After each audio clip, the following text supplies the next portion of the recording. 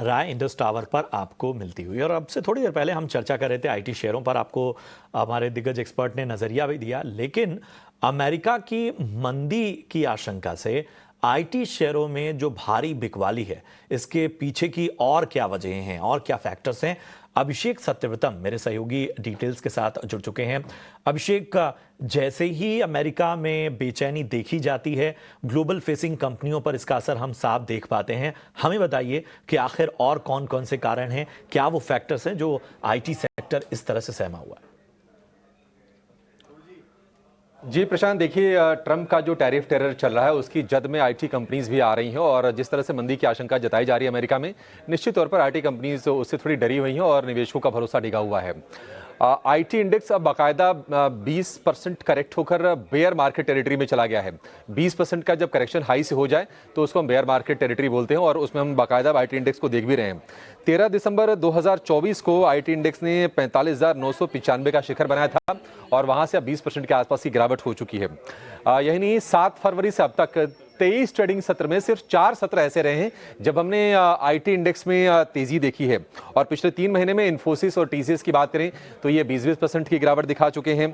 13 दिसंबर से अब तक हम बात करें तो एम्फेसिस, एलटीआई, माइंट्री 30% तक टूट चुके हैं और 2025 में आईटी इंडेक्स की जो गिरावट है वो है करीब करीब 13-14% के आसपास की और ये रियल एस्टेट की बात सबसे ज्यादा गिरने वाला सेक्टर है। तो इससे आप समझ सकते हैं कि कितना बड़ा नुकसान हो रहा है और ये पूरे बाजार के सेंटिमेंट को भी डेंट कर रहा है आईटी की गिरावट।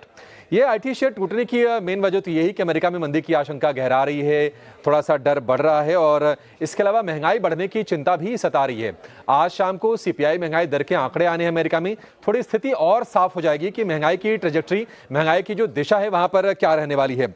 यही नहीं, अमेरिका में क्लाइंट्स जो हैं वो सर्विसेज पर अपनी स्पेंडिंग को बढ़ाने पर अभी फिलहाल फोकस नहीं कर रहे हैं, प्राथमिकता नहीं दे रहे हैं।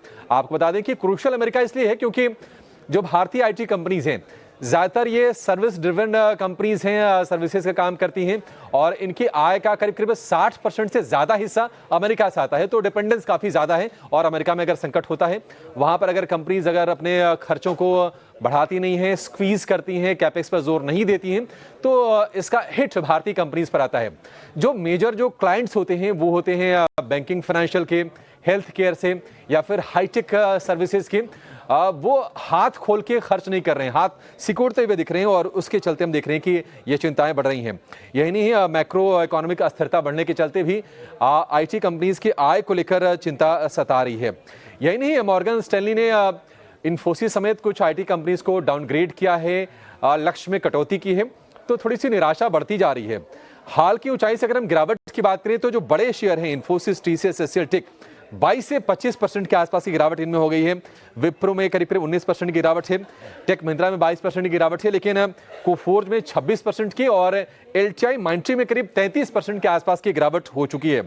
मॉर्गन स्टैनली ने इन्फोसिस को डाउनग्रेड किया है, रेटिंग को ओवरवेट से घटाकर कर दिया है इक्वल वेट और लक्ष्य को 2150 रुपए से घटाकर कर दिया है 1740 रुपए। आज तो हम देख रहे हैं कि इन्फोसिस 1600 रुपए के स्तर के आसपास जाकर ट्रेड कर रहा है, 5.5% के आसपास की भारी भरकम गिरावट है। कोफोर्ज, टीसीएस, विप्रो के लक्ष्य में भी मॉर्गन स्टैनली ने कटौती की है और इसके अलावा लक्ष्य के जो आंकड़े हैं ये स्क्रीन पर हैं कि भारी भरकम कटौती की गई है टारगेट में। और मोतीलाल ओसवाल ने भी कुछ आईटी शेयरों को डाउनग्रेड किया है, जिसमें कि इन्फोसिस, विप्रो और एल&टी टेक हैं। तो डोनाल्ड ट्रंप जो कुछ भी कर रहे हैं उससे इकोनॉमी को परेशानी तो हो ही रही है, टैरिफ के मोर्चे पर अस्थिरता पैदा हो रही है, सप्लाई चेन में स्थिति गड़बड़ हो रही है, लेकिन जो इंडस्ट्रीज अमेरिका पर डिपेंडेंट ज्यादा है जैसे कि हमारे यहाँ की फार्मा और आईटी, और साफ साफ हम देख रहे हैं कि वहां पर परेशानी बढ़ रही है और हाई से 25, 30, 35% तक करेक्ट होकर ये कारोबार कर रहे हैं। शुक्रिया अभिषेक, ये पूरा डिटेल एनालिसिस आईटी पूरे सेक्टर में हमें बताने के लिए।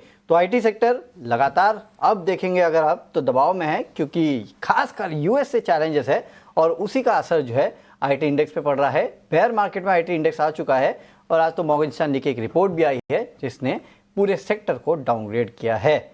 चलिए आगे बढ़ते हैं और